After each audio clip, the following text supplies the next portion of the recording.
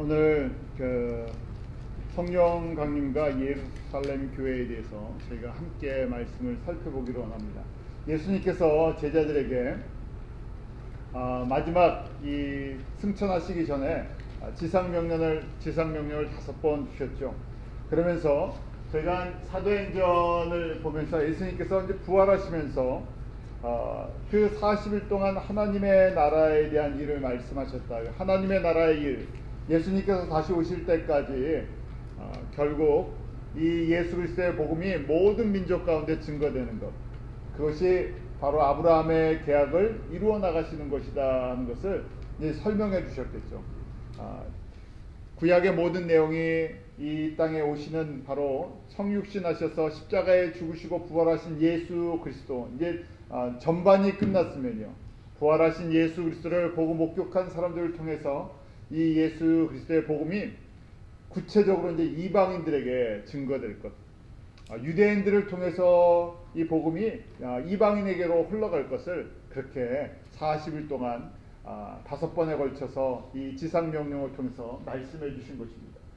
자, 그러고 나서요, 예수님께서 이 다시 살아나시고 또 이 증거하실 것, 이 모든 것들이 예수님이 십자가에 죽으시는 것도 구약의 말씀 속에서, 또 예수님께서 부활하시는 것도 구약의 말씀 속에서 이미 다 기록이 되어 있다는 것이에요. 고린도전서에 보면 이 말씀이 장사 지냄배 되었다가 성경대로라고 되어 있죠. 그래서 저희가 성경은 하나님의 말씀이지만요, 그냥 단순한 말씀이 아니라 바로 예수 그리스도에 관한 말씀이에요. 예수님께서 이 땅 가운데 여자의 후손으로 오셔서 또 어린 양이 되어 십자가에 죽으시고 부활하시고 또 그 예수 그리스도를 통한 생명의 놀라운 은혜가 모든 만민에게 흘러갈 것이다. 저희가 그 관점에서 그동안 구약 성경을 다 보았던 것이고요. 지금 이 창세기 12장부터 저희가 그 내용이 정말 그렇게 흘러가나 지금 살펴보고 있었죠. 자, 저희가 부활하신 예수님이 부활하실 것이다 하는 것은 구약 성경 어디에 기록되어 있었다고 말씀을 나눴었죠. 구약 성경에 어디에 보면요, 예수님이 부활하실 것을 갖다가 예표적으로 그림으로 보여주었습니다. 대표적인 것이요. 자, 여기 나와 있죠. 시편에요. 시편 16편이 가장 대표적인 다윗의 시인데, 다윗이 예수님이 죽음에서 살아나셔서 하나님 보좌 우편에 앉은 것, 그것이 마치 자신인 것처럼 생각해서 그렇게 찬송의 시를 기록해 놨는데요. 가장 대표적인 것이 시편 16편의 말씀인데, 16편 8절부터 10절까지 한번 같이 읽어보겠습니다. 시작. 내가 여호와를 항상 내 앞에 모심이여 그가 내 우편에 계심으로 내가 유동치 아니하리로다. 이러므로 내 마음이 기쁘고 내 영광도 즐거하며 내 육체도 거하리니 이는 내 영혼을 음부에 버리지 아니하시며 주의 거룩한 자로 썩지 않게 하실 것임이니이다. 그 주의 거룩한 자가 썩지 않는다, 음부에 버리지 않는다. 그래서 다윗은 자신이 그렇게 죽지 않는 것인가 하는 그런 모습을 한번 보았던 것이죠. 그런데 이것이 다윗 자신이 아니라 바로 여호와이신 예수 그리스도께서 음부에서 썩지 않고 죽지 아니하시고 부활하셔서 다시 하나님 보좌 우편에 앉아 계신 모습을 그 영의 눈을 뜨고 보게 해주셨던 거예요. 또 저 예수님께서 부활하실 것을 보여주시는 또 예표적인 것이 있는데, 마태복음 12장과 16장에 14장에 보면 그 표적을 구하는 바리새인들에게 예수님께서 뭐라고 말씀하십니까? 내가 보여줄 표적이 무슨 표적뿐이 없다. 요나의 표적이죠. 요나의 이야기가 그냥 저희가 만들어진 이야기가 아니라 바로 예수님께서 죽으셨다 3일 만에 부활하실 것을 그 요나의 뱃속에 들어간 요나가 물고기 뱃속에 들어간 데서 3일 만에 그 다시 토해져 나와 사는 것을 통해서 보여주시죠. 또 요나를 통해서 유대인들, 이스라엘 백성들이 어디에 가지 않을 것이라는 것을 알게 됩니다. 이방 땅에 안 가려고 하는 것. 그 요나처럼은요, 유대인들이 이 예수 그리스도의 복음을 이방 땅으로 가서 전달을 해야 되는데 민족적인 것 때문에 자신들의 자존심 때문에 가지 않을 것을 이 요나를 통해서 보여주시죠. 그럼에도 불구하고 하나님께서 니느웨 성에 이 회개의 복음이, 회개의 메시지가 퍼졌을 때 그 성에 이 놀라운 하나님의 구원의 역사가 일어나는 것을 보여줍니다. 그러면서 그 박사건이 나오죠. 하나님께서 이방의 그 도시도, 니느웨에 있는 많은 사람도, 이 땅에 흩어져 있는 이름도 알지 못하는 많은 사람들도 하나님께서 사랑하시고 하나님의 백성으로 삼으셨다는 것을 이 요나서 전체를 통해서 보여주게 됩니다. 그래서 저희가 요나서를요, 구약의 사도행전과 같다는 그런 표현을 쓸 때가 있습니다. 또 한 가지 사건은 바로 아브라함이 자기의 아들 이삭을 모리아산에 드리려고 했을 때 부할세바에서 아들을 데리고 이 모리아산까지 가서 제물이 되게 할 때 그때 기간이 3일입니다. 그래서 사실은 아들을 처음에 데리고 갈 때는 이제 아들을 죽게 하는구나, 하나님 앞에 제물을 드려야 되는구나 하고 각오를 하고 아들을 데리고 갔죠. 그러기에 이삭에게 이야기하지 않았습니다. 그런데 막상 아들을 죽이려고 했을 때 하나님께서 그때 이미 제물을 그 믿음을 보시고 준비해 주셨죠. 그래서 3일 만에 이삭이 죽으면 안 되고요, 살아나는 것을 갖다가 그렇게 죽이려고 했던 것을 살리는 것을 보면서 예수님께서 부활하실 것을 예표적으로 보여주신 것입니다. 성경은 이렇게요, 예수님이 어떻게 오시고 어떤 사역을 하시고 또 어떻게 하나님의 나라를 이루어 나가실지, 구체적으로 아브라함의 계약을 이루어 나가실지 그렇게 계속해서 말씀대로 이미 기록하신 것을 움직여 나가신다는 것입니다. 저희가 이렇게 성경을 볼 때요, 성경을 크게 볼 수 있습니다. 그 나무 하나, 풀 한 포기를 보는 것이 아니라 전체 흐름이, 물줄기가, 성경의 흐름이 어떻게 흘러가는지 그렇게 입체적으로 볼 수 있는 것이죠. 오늘 저희가 보면 부활의 증인들이 나오는데요, 고린도전서 15장 5절부터 8절을 보면 부활의 증인들이 나와요. 고린도 교회에 일부 성도들 중에서 예수님이 부활하신 것을 못 믿겠다 하는 사람들이 있었어요. 그래서 바울이 그 중에 그 500여의 형제에게 한꺼번에 예수님이 부활하신 것을 보여주셨는데 그 중에 대부분이 아직도 살아있다. 너희들 못 믿겠으면 예루살렘에 살아있는 성도들을 한번 내가 단체로 초청할까 하는 그런 이야기. 그 육체로 부활하는 사건을 갖다가 예수님께서 육체로 살아나신 것을 이해할 수 없었던 그 사람들에게 그렇게 많은 증인들이 있었던 걸 보여주죠. 저희도 그래요. 성경을 보다 보면 믿어지지 않는, 이해가 안 되는 부분들이 있어서 이게 우리의 생각으로 이 정리가 안 되니까요, 이것이 무슨 진짠가 하는 생각이 들죠. 그래서 성경의 말씀은 저희 가운데 이 진리로 또 이렇게 실제적으로 일어나는 것처럼 제가 믿고 바라봐야 하는 그런 모습들이 있습니다.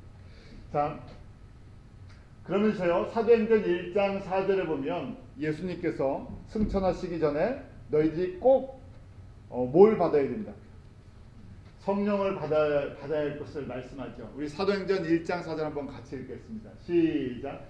사도와 같이 모이사 저에게 분부하여 가라사대 예루살렘을 떠나지 말고 내게 들은 바 아버지의 약속하신 것을 기다리라. 자, 저희가 주일날 이제 절기 성경 공부 시작한다 그랬었죠. 그래서 절기가 7가지가 있는데 우리 성령님이 오신 날을 무슨 절기라고 합니까? 오순절. 그 오순절은 갑자기 만들어진 것이 아니라 성령님이 오시기 전에 이미 1500년 전에 모세에게 주신 약속이에요. 오순절은 농사절기로 보면 뭘 추수한다고요? 밀을 추수하는 거예요. 저희가 우리의 달력으로 얘기하면요, 5월과 6월 사이에서 밀 추수가 시작되는 것이에요. 밀 추수가 시작되면서 그 4개월 동안 9월과 10월 달까지, 그냥 쉽게 생각해서 5월 달부터 6, 7, 8, 9 4개월 동안 추수가 이제 끝나는, 이 추수가 4개월 동안 있는 거예요. 5월부터 9월까지. 그래서 9월에면 가을 추수까지 해서 다 그의 농사를 마감하는 것이. 그래서 추수를 시작하는 것을 오순절로 했는데, 성령님이 이때 오신 것은 바로 저희들에게 그냥 농사를 하는 목적으로 이스라엘 사람들이 하는 것이 아니라 이것은 영적 추수가, 구체적으로 이방인 추수가 오순절날 시작돼서 이제 나팔절인 가을절기에 끝을 내시겠다는 거예요. 그래서 4라는 상징적인 숫자 속에서요, 추수가 이제 시작될 것을 알리는데, 추수를 사람을 통해서 하는 것이 아니라 사람이 하지만요, 누구를 통해서요? 성령님께서 하신다는 거예요. 그래서 예수님의 영인 하나님의 영이신 성령님께서 임하시는 것을 이미 약속해 주었다는 것이. 예수님께서 어디에 약속하십니까? 예수님께서 오셔서요, 이제 얼마 조금 지나면 너희들이 성령으로 세례를 받을 것이다.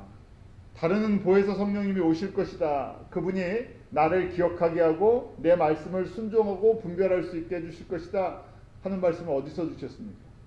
요한복음 14장에서 주셨어요. 14장 16절 17절. 여러분들이 이렇게 사도행전 1장을 보면서 지금 아버지의 약속하신 것 하면요, 이게 보혜사 성령님을 말씀하셨지 하고 요한복음 14장 16절을 딱 기억하셔요. 그래야 이 성경이 이렇게 맞춰지는구나. 예수님께서 이때 이것을 두고 십자가에 지시기 바로 전에 주신 말씀인데요, 십자가 지시기 전에 바로 요 말씀을 주셨는데, 이제 얼마 있으면 예수님이 십자가에 죽으시고 부활하신 다음에, 그 다음에 40일이 지나고 이제 50일째가 되면 성령님이 오실 것인데요, 이걸 두고 이렇게 말씀하신 거예요. 요한복음 14장 16절 17절 한번 같이 읽어볼까요? 시작. 내가 아버지께 구하겠으니 그가 또 다른 보혜사를 너희에게 주사 영원토록 너희와 함께 있게 하시리니, 저는 진리의 영이라 세상은 능히 저를 받지 못하나니 이는 저를 보지도 못하고 알지도 못함이라. 그러나 너희는 저를 아나니 저는 너희와 함께 거하시며 또 너희 속에 계시겠습니다. 이제 another counselor, 우리 보혜사 돕는 분이 오실 것이다. 그런데 세상 사람들은 보지도 알지도 못하는데 우리와 함께 계신데 영원히 거하신다.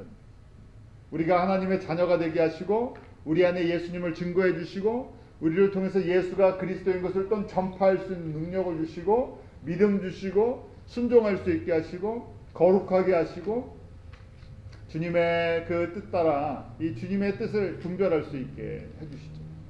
저희가 이렇게 말씀을 공부할 수 있지만요, 이 말씀을 정말 그렇군요 하고 전체를 깨닫게 해주시는 분이 성령님이세요. 그래서 저희가 성령 충만하다 하는 것은 바로 이 성령님께서 우리 안에 예수님을 분명하게 알고 예수님을 따라가게 하고 예수님을 위해 살 수 있게 하죠. 자, 이 약속하신 것인데요, 이것을 기다리라 그러면서요, 날짜를 얘기 안 해주셨어요. 저희는 성경을 보니까 이제 오순절날 성령님이 오셨구나, 열흘만 기도하면 되는데 하죠. 그런데 예수님께서 40일이 돼서 이제 승천하시는 거예요. 앞으로 열흘만 되면 오순절이 돼요. 40일 동안 제자들에게 계시면서요, 부활하신 다음에 하나님의 일, 하나님의 나라, 아브라함의 계약이 바로 이방인들에게 통해서 이 예수 나의 복음이 이방인들에게 전파될 것이다, 그렇게 강조해서 5번을 말씀해 주셨어요. 그리고 이 일을 하려면 꼭 하나님의 약속하신 것, 아버지의 약속하신 것, 성령님을 받아야 된다 하면서요, 그 다음에 며칠만이라고 얘기를 안 하시고 몇 날이 못 돼서 라고 정확하게 날짜를 말씀 안 하셨어요. 그런데 저희가 말씀 보면 몇 명이 그때 남아 있습니까? 몇 명이 남아 있었어요?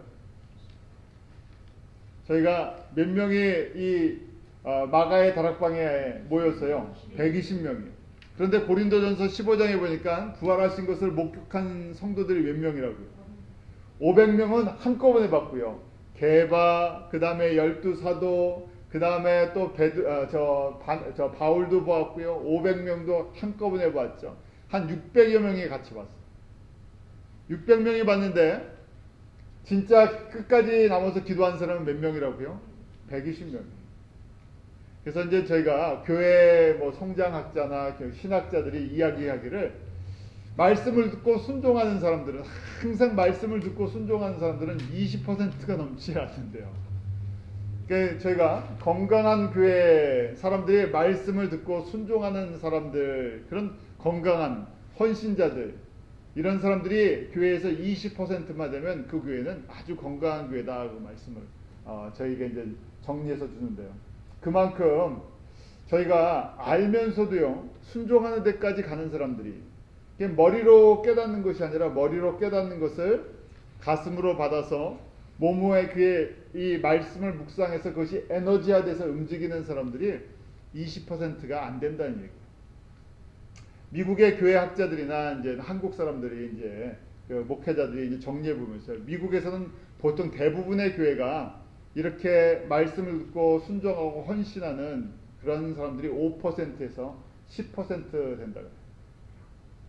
그래서 이제 뭐 교회 뭐 성경 공부도 그렇고요, 저희가 뭐 제자 훈련도 하고 다 하는데요, 실제 거기에 참여하고 그것을 또 소화하고 움직여 나가는 사람이 5%에서 10%다. 다른 얘기로 하면요, 90%의 사람들은 어떤 사람들이란 얘기예요. 90%의 사람들은 사실은 손님같이 손님들이라는 얘기. 또 요새는 교회들이 이제 이 비즈니스 마케팅하는 것을 이제 받아들였죠. 그래서 어떻게 하면 마치 가게들처럼 아니면 백화점들처럼요, 이 손님들을 잘 유치할까 그래서 교회에서 할 수 있는 상품들을 잘 전시해 놓습니다. 그래야 손님들을 더 많이 유치할 수 있으니까. 일하는 사람들은요, 교회 안에서 진짜 일하는 사람들은 그 10% 정도 된다. 그렇기 때문에 마치 10명의 엄마가 90명의 아이들을 돌보는 현상이 있죠. 그래서 일하는 사람들만 정신이 일하고요, 근데 나머지 그 한 90명 정도는요 계속 우리 애기들처럼 울면서 젖병 달라, 뭐 해달라, 뭐 해달라 그러죠. 그래서 양쪽이 다 이제 지치는 현상이 있는데요. 하나님께서요, 교회의 모습에 이런 모습이 있을 거다 하는 것을, 부활하신 것을 목격한 사람들 가운데도 그런 모습이 있다. 예수님께서 부활하시고 그 부활한 육신이 완전히 부활한 모습을 갖다가 600여 명에게 보여줬으면요, 그러면 끝까지 따라가야죠. 예수님께서 몇 날이 못해서 너희가 이제 아버지의 약속하신 그 성령으로 이제 세례를 받을 것이다 그러면요, 한번 같이 앉아서 기도를 해야 되는데요, 그 중에 대부분의 사람들은 떠나고요, 한 120명만 남았어요. 기도를 하고 있었어요. 그래서 알고 보니까 며칠인데요, 열흘인데요, 열흘만 기도하라 그러면 다 남았을 것 같은데. 그래서 주님께서 그렇게 저희들에게 그런 모습을 기대하시죠. 저희가 이 말씀을 공부하는 것도 그래요. 많이 내가 지식을 쌓으려고 하는 것이 아니라 내가 한 절 한 절 저희가 듣고 이것을 어떻게 하면 순종하고 나한테 적용할 것인가. 근데 그런 마음이 있는 것이 복된 마음이죠. 저희 교회 성도님들은 뭐 저도 그렇고 다 이 자리에, 이 120명 성도 안에, 그러니까 20%가 아니라 더 많은 분들이 이렇게 이 일을 하면요, 그게 진짜 주님 보시기에 주님은 그런 헌신자들을 먼저 보시잖아요. 그래서 저희가 내가 그렇게 섬기는 자의 자리에 들어가야 되겠다 하는 고백이 있기로 합니다. 자, 이러면서요, 사도행전 1장 8절 그 유명한 말씀이죠. 지상 명령인데요, 예수님께서 우리에게 주신 그 명령의 가장 종합적인 내용입니다. 우리 사도행전 1장 8절 한번 같이 읽어보죠. 시작. 오직 성령이 너에게 임하시면 너희가 권능을 받고 예루살렘과 온 유대와 사마리아 땅까지 이런 내 증인되리라 하시니라. 이 말씀은요, 뭐 저희 교회가 표로 이 비전으로 붙잡고 있지만요, 저희가 붙잡는 게 아니라 지금 이제 몇 날이 못돼서 성령님이 임하시면 교회가 시작되는 거예요. 교회에게 주신 말씀이에요. 모든 교회에게요. 신약의 교회에게 성령으로 말미암아 새로 태어난 예수 그리스도의 그 생명을 얻고 태어난 하나님의 자녀들에게 주시는 말씀이에요. 이것이 교회를 향한 하나님의 뜻입니다. 물론 교회가요, 여러 가지 것들을 하게 돼 있어요. 안에 봉사도 하고 친교도 하고 교육도 하고 전도도 하고 선교도 하고 예배도 드리고 다 있어요. 그런데 예수님께서요, 교회를 성령님을 통해서 시작하게 하시면서 궁극적으로 가지고 계신 그림이에요. 교회는요, 정적으로 그냥 사람들이 모여서 여기서 우리끼리 좋고 여기서 많은 행사를 하고 여기서 기쁘고 하는 것이 궁극적인 목적이 아니라, 이런 것들이 필요하지만요, 궁극적으로는 이 일을 하라고요. 무슨 일입니까? 주님이 갖고 계신 교회의 모습이에요. 이건 굉장히 뭐라고 합니까? 액티브예요. 보면요, 성령님이 임하시면 그 다음에 예루살렘과 온 유대와 사마리아 땅 끝까지 이르러 내 증인이 되리라. 예수가 이렇게 퍼져나간다는 거예요. 예수가 이렇게 퍼져나가는 것이 예수님께서 갖고 계신 교회의 모습이에요. 저희는 교회하면요, 구약적인 모습을 더 많이 갖고 있을 때가 있어요. 교회하면요, 성도들이 많이 모이고 예배드리고, 구약의 교회는 정적인 교회예요. 움직이지 않는 교회. 장소, 예루살렘 성전, 거기서 좋은 제사를 드리고 좋은 예배를 드리고 뭐 예식도 있고요. 그 다음에 제물을 드리는 법도 있고요. 그래서 사람들이 보면 여기 예배 드리는 것 같다, 뭐 제사 드리는 것 같다. 그것이 필요하긴 한데요. 그런 부분도 필요하죠. 그건 사실은 누구를 보기 위한 거였습니까? 예수님을 보기 위한 것이었고요. 예수님이 어떻게 무슨 일을 행하신 것인지 그 그림자였던 것이잖아요. 지금도 저희가 예배를 드리면서요, 예수님에 대한 초점이, 설교도 그렇고 성경 공부도 그렇고 찬양도 그렇고 예수님께 대한 초점이 맞춰지면서요, 우리가 성도고 우리가 교회인데요, 우리는요 움직이는 사람들, 살아있다는 얘기는요, 우리를 통해서 어떻게 하든지 예수 그리스도가 이렇게까지 계속 증거돼. 그 증거되는 일에 우리가 직접적으로 또 간접적으로 내 삶의 방향도, 교회의 방향도, 인생의 목적도 여기에 맞춰지는 거죠. 왜냐하면 예수님께서요, 다른 목적을 여기다 두지 않으셨어요. 최종 궁극적인 목적. 다른 것들이 다 필요한데, 그렇지만 꼭 이걸 하게 된다는 얘기예요. 누가 임하시면요? 성령님이 임하시면. 그러면요, 결국 우리가 증인의 삶을 산다는 얘기예요. 증인이 된다고 돼 있죠. 우리가 뉴욕에 살든 서울에 살든 우리는 예수 그리스도의 증인이에요. 그래서 한번 그 내용을, 증인의 조건을 한번 볼까요? 지상명령을 수행하려면요, 이 예수 그리스도의 복음이 어디까지요? 땅까지. 아브라함의 계약이라고 얘기하면 모든 민족에게, 이방인들에게요, 유대인들이 아닌 이방인들에게 전파되는 것이 예수님의 명령이셨어요. 그걸 이루시기 위해서 성령님을 보내주시는데 조건이 있죠. 첫 번째는 성령으로 세례를 받아야 된다. 성령 세례를 받는다는 것은 성령님께서 나를 완전히 다스리시도록 임하시는 거죠. 내 개인적인, 내가 내 인생의 주인이었는데요, 내 물질에, 내 시간에, 내 관심에, 모든 거에 우리가 다 우리 주인 아니에요? 다 내가 나를 위해서 살잖아요. 결국은 나를 위해서 살아요. 근데 내가 내 삶의 이제 주인이 예수님이십니다는 그 고백부터 시작하도록 성령님께서 만들어주세요. 그래서 성령님께서 그렇게 임하시면서 우리가 무엇을 하든 어디에 살든 무엇을 먹든 예수를 증거하는 증인으로 살게 해주시죠. 그래서 절대적으로요, 성령의 그 다스리심, 성령이 나의 주인 되시는 성령의 세례를 경험하게 되죠. 자, 두 번째는요, 권능을 받는다고 되어 있어요. 성령님이 임하시면 권능이라는 것인데, 헬라어로 보면 두나미스예요. 이 두나미스에서 나온 것이 다이너마이트라는 거예요. 저희 다이너마이트를 쓸 때 어떤 현상이 일어납니까? 폭발해버리죠. 다이너마이트 작지만요, 뭐 우리가 영화 속에서 보면요, 아니면 무슨 탄강이나 무슨 동굴이나 무슨 공사할 때 보면 작은 다이너마이트지만 불을 붙여서 터뜨리면요, 엄청난 폭발력을 갖고 있어요. 우리 한 사람 한 사람은 작아요. 우리 한 사람 한 사람은 연약해 보입니다. 그런데 성령님이 들어오시면 어떻게 된다고요? 성령님이 우리에게 임하시면요, 우리가 다이너마이트 같은 폭발력이 생긴다. 그 믿음은요, 저희 가운데 이런 모습을, 저 사람이 결단 안 할 것 같은, 저 어떻게 저렇게 하지, 무슨 막 그냥 크게 무슨 일을 만들라는 얘기가 아니라요, 삶의 대변화가 일어나기 시작해요. 한번 생각해 보십시오. 내 마음속에 다이너마이트가 터진다고 한번 생각해 보세요. 내가 예수님에 대해서는 이 다이너마이트가 퍽 터져서요, 예수님만 생각하면 내가 그냥 어쩔 줄 모르겠어요. 내가 예수님을 위해서 일한다 그러면요, 남이 못 말리는 거예요.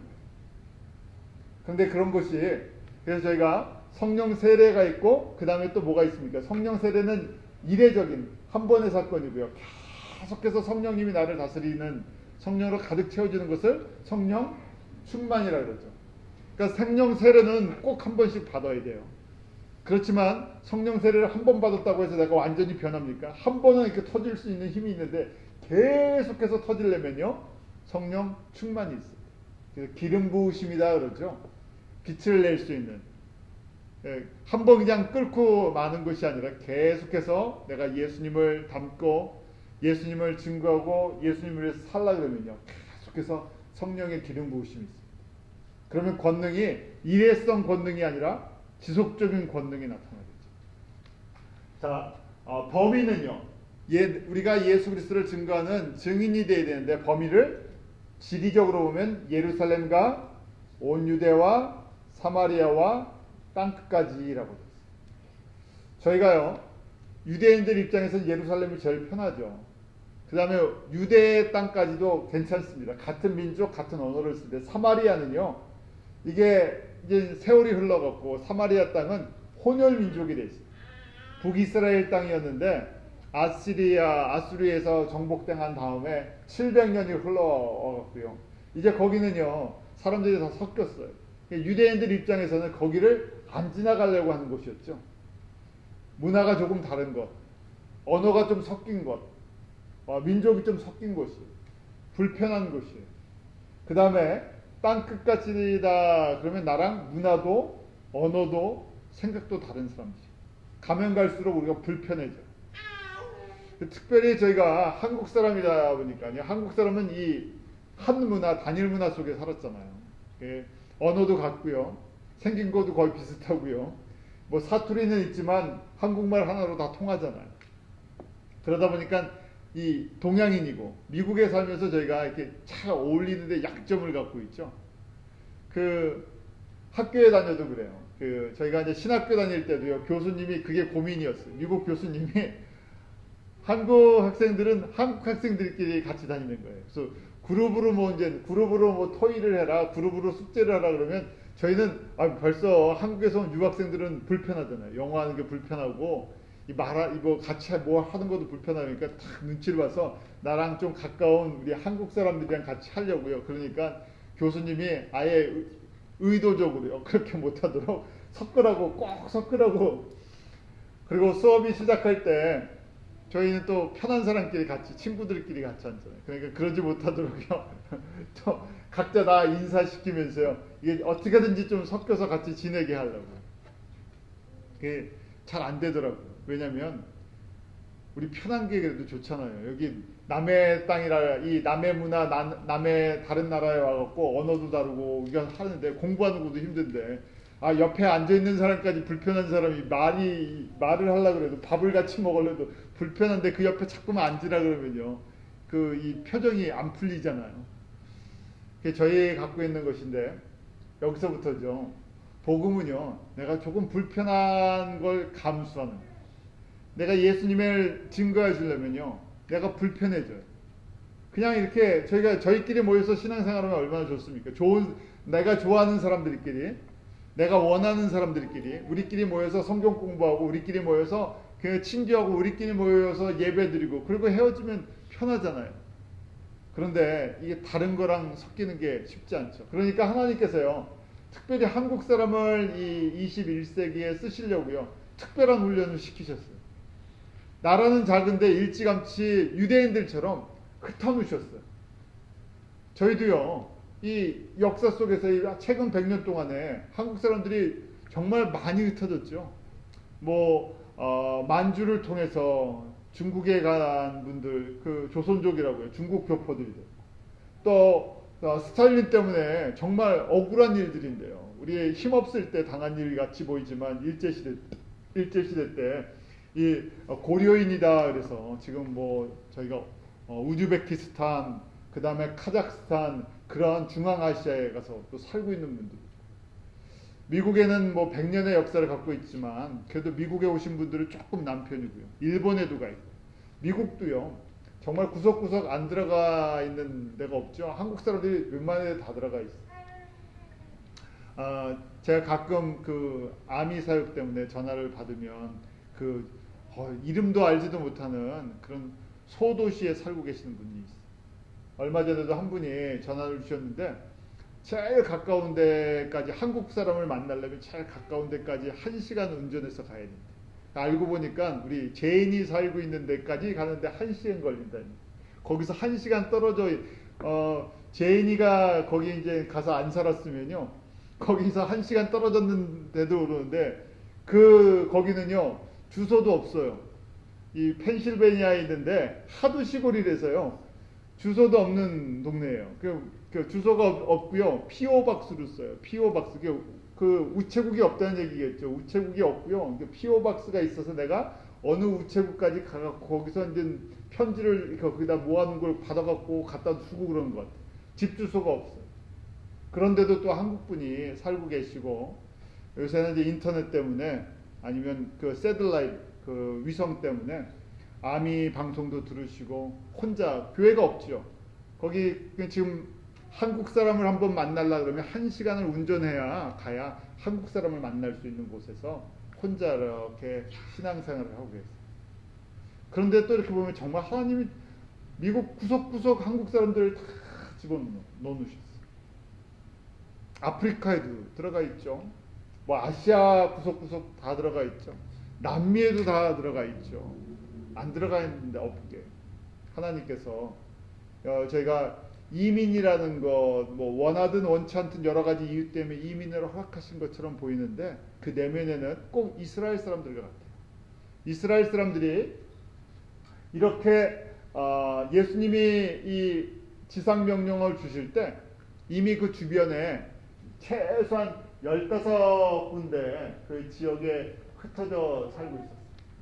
저희가 이걸 보게 되는데요. 성령님이 임하셨을 때 이들이 방언을 하기 시작했어요. 그 오순절 사도행전 2장에 보면 방언을 하기 시작하는데 그 방언은 사람의 랭귀지 방언이에요. 사람들이 2장 8절 한번 우리 같이 읽어볼까요? 시작. 우리 각 사람의 난 곳 방언으로 듣게 되는 것이 어찌미뇨 우리는 바데인가 메데인가 이렇게 쭉 나와요. 여기 지금 9절부터 11절까지 그 주변에 지역들이 나오는데 15군데. 대충 보면요. 바데인, 메데인, 엘라민 이것은 지금의 이라크, 이란 지역이에요. 이라크랑 이란 지역.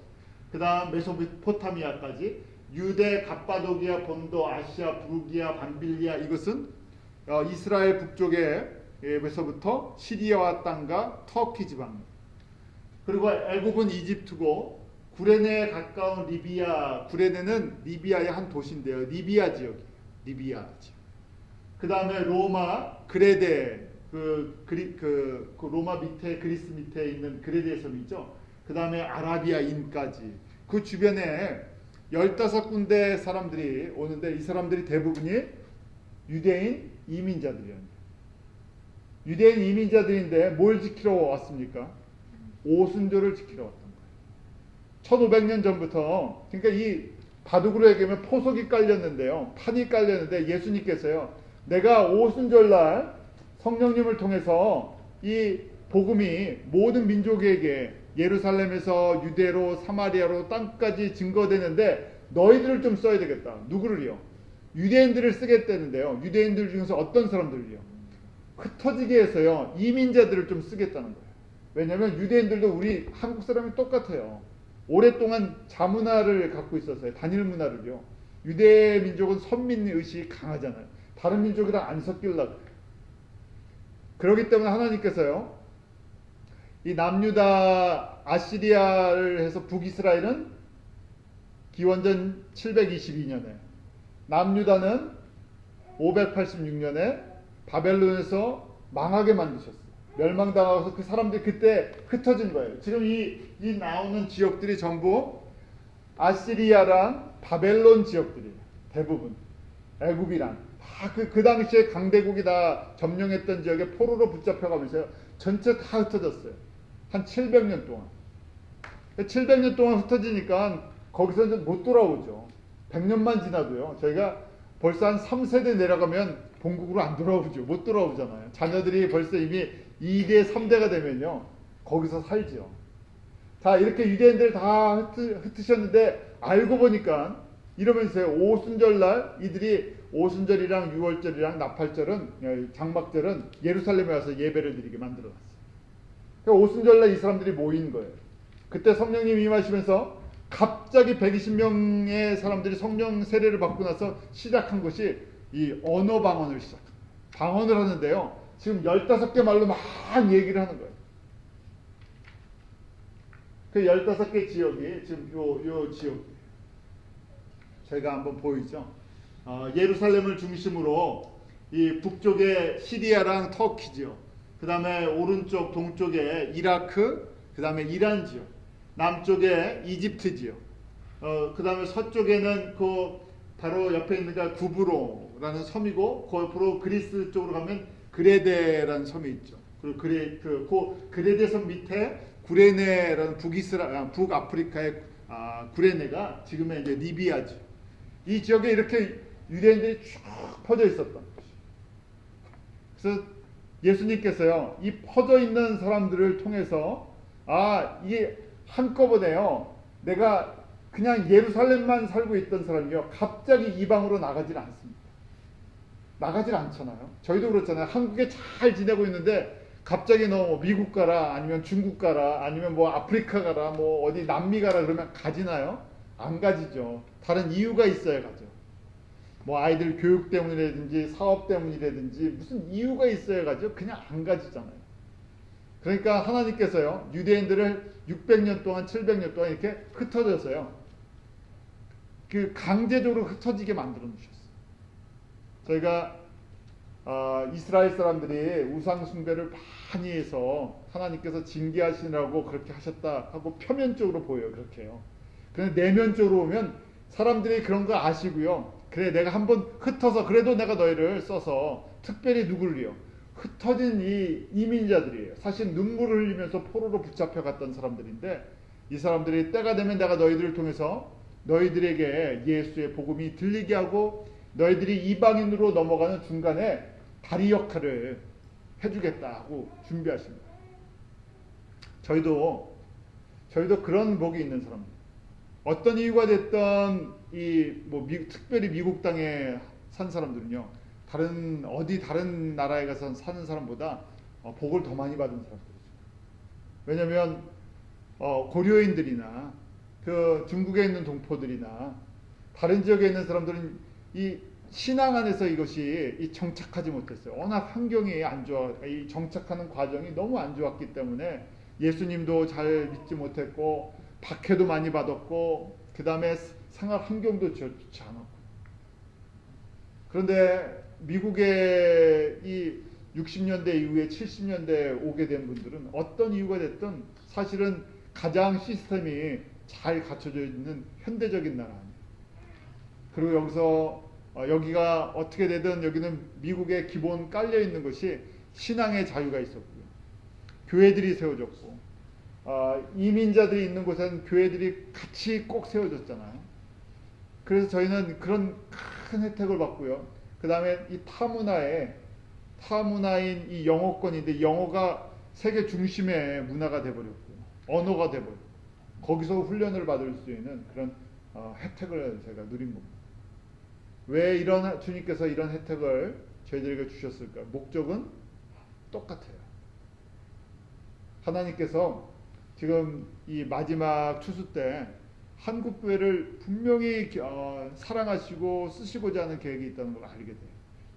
왜냐하면 120년 전에 아시아에 똑같이 복음이 들어왔잖아요.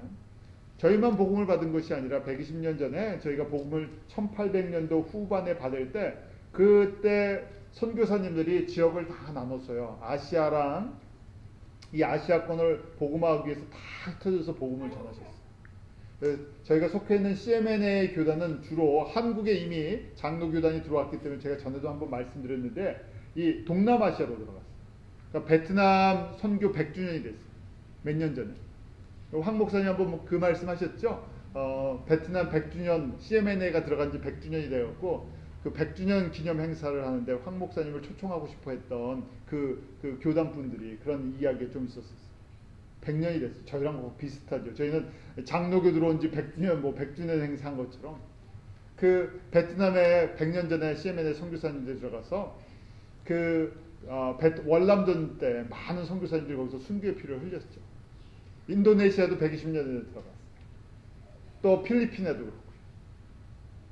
그렇고. 그렇게 다 들어갔는데 그 중에 복음의 열매를 가장 많이 맺힌 중국도 저희보다 복음을 훨씬 먼저 받았죠. 일본도 그렇죠. 그런데 복음의 열매가 제일 많이 맺힌 곳이 한국 땅이 됐어요. 100년이 흘러서. 아시아의 어떤 나라보다. 그리고 100년 전에는 다 못 살았잖아요. 저희가 100년 전에는 다 일본의 영향권 속에 다 들어가 있었던 그 나라들이었는데요. 그런데 하나님께서 이 한국을 갖다 잘 살게 만들어 놓으셔서요. 거꾸로 지금 어떤 현상이 나옵니까? 아시아에서요. 사람들이 돈 벌러 미국에 오지 못하면 어디로 가요? 한국으로 가요. 한국에 뭐 30만이니 50만이니 하면서 그 이주 노동자들이 계속 늘어나요. 사회적인 문제라고 이야기하지만 저희가 이제 복음적인 관점에서 하나님께서 아시아의 그 경제랑 문화의 센터를 어디를 만들어 놓으셨어요? 한국을 만들어 놓으셨어요. 많은 문제들이 겉으로 보면 있는 것처럼 보이지만 한국 교회를 통해서 이 이주 노동자들에게 복음이 전해지고 있고요. 그 이주 노동자들을 통해서 또 어떻게 해요? 그 자기의 본국으로 선교사들이 나가고 있어요. 급속도로. 항상 저희가 이 성경적인 원리가 100%가 다 이 일을 하지 않습니다. 은혜를 받았다고 100% 이 일을 하지 않아요. 저희가 조금 전에 보았잖아요. 사도행전에 시작하면서 부활하신 예수님을 목격한 사람이 몇 명이었다고요? 600명이에요. 부활하신 예수님을 봤으면 어떻게 해야 됩니까? 그 다음에는 이제 실수하지 말고 그냥 예수님만 쫓아다니고 예수님이 하라는 대로만 하면 되는데 그 몇 날이 못 돼서 너희는 성령으로 세례를 받으니까 예루살렘 떠나지 말고 기도하라 그랬더니 몇 명이 남아요? 120명이나. 저희는 항상 많은 사람이 이 일을 했으면 좋겠다는 기대감이 있는데요. 많은 사람들은 이 일을 생각 안 하고요. 하나님의 나라를 세상 일로 바꿔버려요. 그러면서요. 항상 남은 자와 같은 사람들이 이렇게 주님의 뜻을 깨닫고 순종해 나가요. 그러니까 하나님께서요. 한국을 이 마지막 때에 마치 부활의 증인이 되는 교회와 나라로 삼아주신 거예요. 한국교회 전체가 다 있으면 좋겠는데요. 거기에 별의별 교회가 다 있죠. 어쩔 수가 없어요. 하나님께서 그걸 허락하셨어요. 그러면서요. 그런데 주님의 이 말씀을 듣고 순종하는 사람들이 있어요. 저희가 그렇게 되기를 원하죠. 그래서 저희는 그런 중에서도 저희는 거꾸로요. 하나님께서 아예 옮겨서요. 이 국제도시에다 갖다 심어놓은 버리셨어요. 저희 싫든 좋든 유대인도 보고요. 그 다음에 뭐 남미 사람들도 보고요. 중국 사람들도 요새 얼마나 많아졌어요. 여기 다 섞여 살잖아요. 뉴욕은 그렇게 보면 참 재밌는 데예요. 버스를 타든 전철을 타든 이 가는 곳마다 동네 분위기가 바뀌어요. 왜냐하면 전 세계 민족이 들어와 갖고요. 자기네 이 타운들을 만들어 놨어요. 프로신 가면 이제 한인 타운에서 중국 타운으로 바뀌었죠. 저희는 이제 노던 블루버드 쪽으로 밀렸어요. 또 제가 이제 최근에 들으니까요. 포레스트 힐이라고 엘머스트 옆인데 거기에 타지키스탄 사람들이 이제 들어와서 이민자들이요. 몇천 명이 뭐 한 10,000명이 거기서 이제 집단으로 자기네 그 타운을 만들어 놨어요. 그래서 저희 선교사님, CMN의 한인 선교사님 중에 한 분이 거꾸로 타지키스탄에서 사역하시다가 여기에 2년 동안 교회 개척을 위해서 거꾸로 이쪽으로 이제 오셨어요. 이것처럼요, 저희는 큰 복을 받고 있죠. 전 세계 사람들이 여기서 보고 있으니까. 어떻게 하면 여기에 저희가 직접적으로, 간접적으로 이렇게 섞여 살면서 주님께서 이런 눈을 뜨게 해주시는데 우리의 삶이, 우리의 교회가, 우리의 가정이 이 일을 좀 감당하는 그런 모습이 될까. 그것이 주님께서 이스라엘 사람들 중에 특별히 예수님의 부활을 목격하게 한 제자들이고요. 그 중에 성령으로 세례를 받게 하시고 성령으로 세례를 받으면 우리가 권능이 필요한 것이 아니라 예수를 증거할 때가 되면요. 어떻게 해요? 성령님께서 우리를 통해서 일하시죠. 우리 은사들 많이 받았으면 좋잖아요. 재능도 있었으면 좋겠어요. 여러 가지 것들 다 가졌으면 좋겠는데 나를 나타내기 위해서 내가 나를 나타내기 위한 것이 아니라 예수님께서 우리에게 주신 은혜가 족하잖아요. 우리에게 필요한 대로 다 주시잖아요. 그래서 예수를 어디까지? 땅까지 증거하는 그러한 증인들로 삼아나가기를 원하신다는 거죠. 이것이 처음에 예루살렘에서 교회가 시작되는 모습이에요. 저희가 그래서 이 그림을 갖고 있는 교회가 있고 갖지 못하는 교회가 있어요. 특별히 예루살렘 교회와 이제 안디옥 교회가 사도행전에 크게 두 줄기가 흘러갔는데 잘못하면 다 예루살렘 교회가 됩니다. 예루살렘 교회는 자민족 중심, 내 중심 교회. 우린 일단 우리가 좋아야 된다 하는 거고요. 안디옥 교회는 내 중심이 아니라 바로 복음이 계속 흘러가는데 우리가 존재한다 하는 그런 교회의 모습. 여러분들이 지금 어디서부터 저희가 이 말씀 보고 있는 겁니까? 아브라함의 계약에서. 창세기 12장의 말씀이 이렇게 이어지고 있습니다. 계속해서 여러분들이 사도행전 말씀들을 보면서요. 아브라함의 계약이 어떻게 교회를 통해서 사도행전을 통해서 진행되고 있는지 또 계속해서 살펴보도록 하겠습니다. 기도하겠습니다. 하나님 아버지, 저희들에게 아브라함의 그 계약을 주신 하나님의 뜻을 깨닫게 하시고 특별히 이스라엘 사람들을 주님께서 복음의 통로로 2000년 전에 그렇게 훈련하시고 사용하시는 모습을 봅니다. 저희를 21세기에 한국 사람을 주님께서 사랑하셔서 주님 믿는 사람들도 많이 세워주시고 교회들도 많이 세워주시고 복음의 열정도 주시고 헌신자들도 세워주시고 특별히 또 그 이스라엘 사람들처럼 저희를 전 세계 곳곳에 흩어지게 하시고 저희를 이 뉴욕 땅에 살게 해주심을 감사합니다. 하나님께서 이곳까지 옮기신 그 하나님의 온전하신 뜻을 저희로 깨닫게 하시고 그 주님의 부르심에 순종하며 주님의 나라를 위해서 일할 수 있는 믿음의 사람들로 저희 온 성도들 그렇게 인도하여 주시옵소서. 예수님의 이름으로 감사하며 기도드리옵나이다. 아멘.